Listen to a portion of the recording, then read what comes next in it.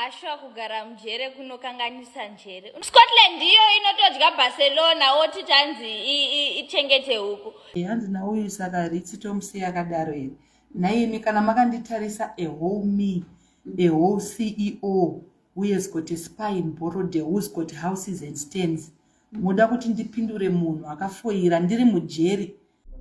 Finally, MyTiti responds to Ritz McLeish after she fired shots at Ye for dissing Scotland Football Club.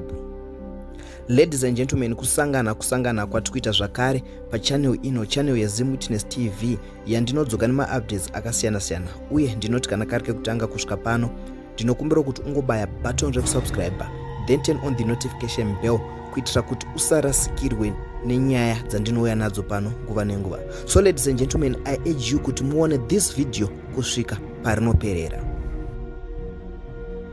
Ladies and gentlemen, nyaya yandauya nayo inyaya yaMyTiti avo vazosvika pakupindura Ritz vakati izvi zvekuswerotukana nevanhu pasocial media ndakasiya. I can't be famous and broke, level randava harichada yese iyoyo. So Ritz fired shots to MyTiti 4 days ago achiti MyTiti vakakanganiswa njere nekugara mujeri after MyTiti vanyorawo paFacebook pavo kuti Dimbare neScotland vadii vambobatana vaita zvekuchengeta huku. After MyTiti vaisa post yavo iyi yeScotland neDimbare, Ritz akabva auya achikanda moto kuna MyTiti achiti Ashwa kugara mjere kunokanganisa njere. Unobuda usingazivi zvinhu zviri simple, unobuda usina information. Imagine mumwe munhu ari kuti hanzi zvonizvo Scotland zviri nani ichengete huku. Scotland ndiyo inotodya Barcelona oti tanzi ichengete huku. Chii chakadaro? Iwewe chengeta huku ugochengeta vana vako. Utisiyire Scotland. What's your problem? Imi msode kuti nyangadza apa. So today MyTiti vazopindurawo vakati vakasiya zvekutukana nevanhu pasocial media. So I want you to listen MyTiti vachipa response vakati musazvinetse nekunditega, handichapindurane nevanhu vari broke, ini level randavi harichada zvese izvozvo. So guys, muchipedza kuona this video, let's meet in the comment section muchitudzawo zvamunofunga pamusoro penyaya iyi. Hanzi nauyu saka ritsi tomusiya akadaro here. Naimi kana makanditarisa a whole me, a whole CEO who has got a spy in Borode, who's got houses and stands. Muda kuti ndipindure munhu akafoira ndiri mujeri, iye basa rake anga achingopiwa vana vekuti akumbire mapambazi. Ini ndichibuda mujeri ndakaadvanza kudarika munhu wese anga ari kunze, ndikavaka ndikatenga mota, izvi ndane mota 4. Imi moda kuti ndipindure munhu akaachivha rumitiso. Moda a whole CEO like me. Indava muchitsvaga kundidzikisira. Indava muchitsvaga kundidzikisira kuti ndipindure munhu mwana mucheche aziva mablambe akadarika angu ini. Munhu ane 39 years. Tikamiswa nemwana uya zvonzi ono max let's set go pamablambe. Uya akawana. Unoona kuti blambe inodeterminwa nezamu.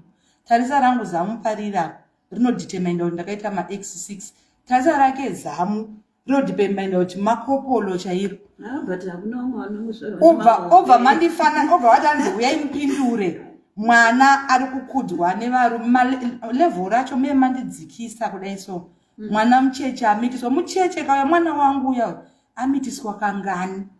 Haana kana future. Imi moti kwai uya uvapi uya. Nokuti munoda drama stereki.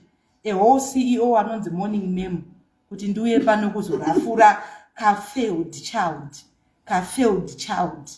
Inini manje hamusi kuona kuti muda undinzwa. I don't have time.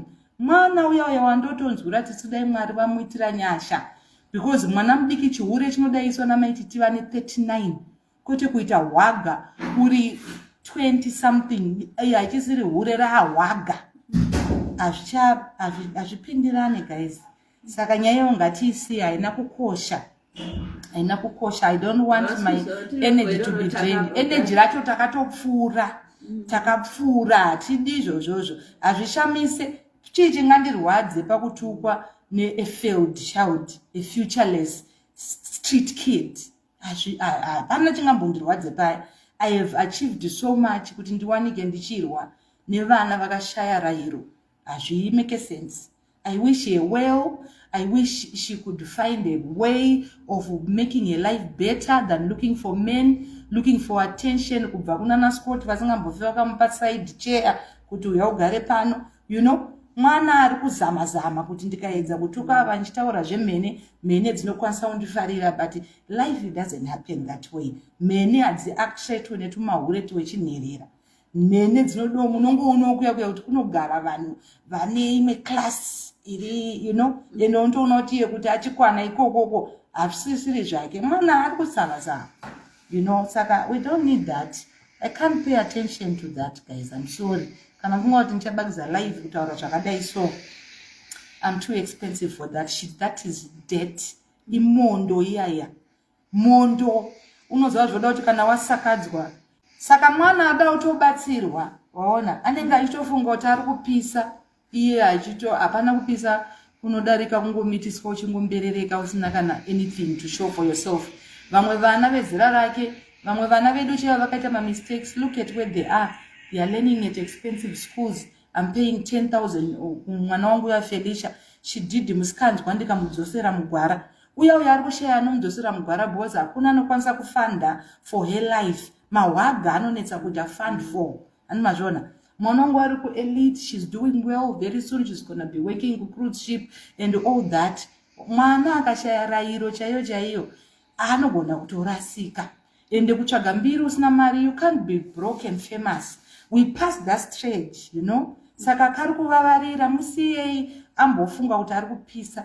Isusu takatogara pasi nelife yedu tikatoona kuti you know what, mbiri usina mari hazvishande. Zvinoda kuti uite mbiri une something zvikati muzama ititi right vave vane spa kuBorodale, vave vane stand kuBorodale, vave vane imba kudema, vave vane stand kukadoma, vave vari accolades baba. Oh, you mean brand ambassador weku J Glow? You mean brand ambassador weku Bruno Furnitures? You mean brand ambassador weku Chizhe vakawandisa UCHI generators? You mean brand ambassador weku Zino? You mean brand ambassador we Mene we Blambi? No. No. Ashtada. So we don't need drama these days in our life. We need to look for what can we do with our life to progress. Kwete kuti ndinzi amaititi vari kuuya vachakurakidza. I'm too classy for that rubbish. Iyaya indove manyuwa anonuwa atidi izvozvo. Anditika atidi. Imagine a person like me. No. Msandise ikoko, please. Mne makutondi viringa. Don't take me. I've seen people taking me. You love drama. I'm done. I've passed that stage. Now I have a settled man and this could have a short time. And this could have a short time. You know? And this could have a short time at all. I'm not doing that shit. Dinemurume are very stable and a basa.